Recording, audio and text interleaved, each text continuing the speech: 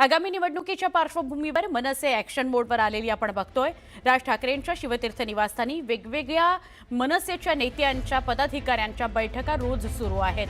त्याचप्रमाणे आजही मनसेची महत्त्वाची बैठक बोलवण्यात आलेली आहे। मुंबई महापालिका निवडणुकीबाबत चर्चा केली जाणार आहे। जागा वाटपाच्या चर्चेआधी मनसेकडून गृहपाठ सुरू आहे। मुंबई महापालिकेच्या प्रत्येक वॉर्ड संदर्भातली चाचपणी मनसे करते आहे।